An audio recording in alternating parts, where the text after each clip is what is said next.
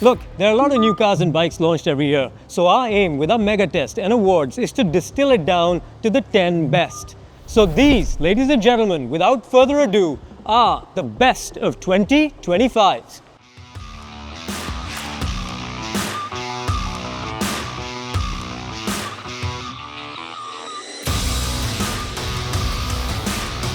The Volkswagen Golf GTI was one of the most desirable cars at this year's autoX Awards. It's compact, it's agile, and it has a strong core of an engine which made it so much fun at the Buddh International Circuit.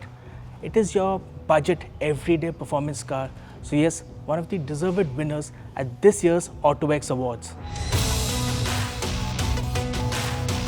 Now, it's rare for a car to win the best of 2025 given the fact that it is a sleeper, but the E450 is just that. It just hits the perfect balance of luxury and performance, and that definitely showed in our lap timings, which were 1 minute 10.1, which is slightly comparable to the performance car and bikes which we've had in the previous years. Now, outside, it doesn't shout performance, it just whispers it. It's pretty subtle, it looks like a standard E-Class, but under the hood is a 3-litre inline-6 turbocharged engine, which is an absolute powerhouse. Step on the throttle and it has that beautiful progression up that RPM ladder. Not only that, if you don't want to drive, you sit in the back, you're corseted in absolute luxury, which will belie the fact that you are in a vehicle that is absolutely fast as well. Competition in the annual autoX Awards is always very intense. And actually, I'm really happy to say the Škoda Kylaq made the cut for the best of 2025. It is a sub-4 meter SUV, but it offers a combination of space, of practicality and great driving feel to give customers a really good package, especially when it starts at just under 7.5 lakhs ex-showroom. And it is a very deserving winner of this year's awards. The Maruti Suzuki Victoris is a real googly from the manufacturer. It's a product we never expected because it's based on the same underpinnings as the Grand Vitara, but what it offers is better room, more features and more value for money, and it is sold through the Arena dealerships, which means it has a wider reach in the market, and it is certainly one of the most deserving winners of the best of 2025 for us because of the value and the efficiency it offers. Now, it is no surprise that the Mahindra XEV 9e is the only EV in this year's winners list, and that is because its platform gives it the fun to drive element on the track while making it fun to drive and safe on the road also. At the same time, this is a big SUV, which means there's space for 5 people, there's luggage space, and it makes it a perfect family EV SUV, the only one here. So that's why it's here and that's why it's one.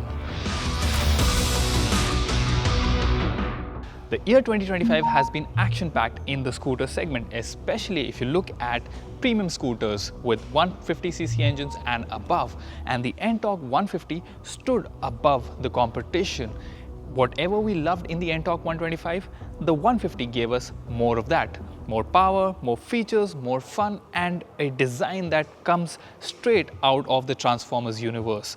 So there was a lot to love about the NTorq, and that's why it scored so well, bringing us a lot of fun on the track while also not compromising a lot on the practicality factor. So this is a scooter that is fun and usable on a daily basis, and the attractive price tag just makes the deal even sweeter.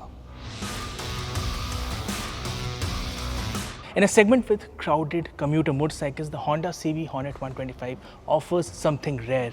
It is a motorcycle which is fun, agile, athletic. It looks really nice. The performance is really good and enjoyable, and also it's very flickable. Makes light work of riding this in traffic. So if you want a 125cc commuter motorcycle which is sporty, fun, looks good and is easy on the pocket, then the Honda CB 125 Hornet is the one to beat. Ladies and gentlemen, if you are a motorcyclist in India, well, the Royal Enfield Classic 650 will probably be the most recognizable amongst this entire lineup.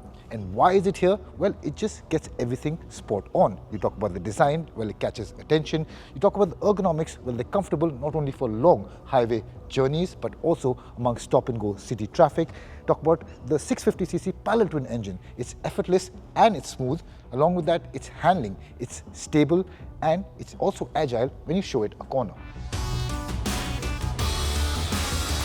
Claiming the Performance Car of the Year award is the Audi RS Q8 Performance. Now, this is the most powerful ICE vehicle by Audi, and it shows when you throw it around the BIC for a hot lap. Now, this beat the likes of the Aston Martin DBX 707, Mercedes-AMG CLE 53, and the BMW M5. So, definitely, this is the most deserving performance car that we had this year.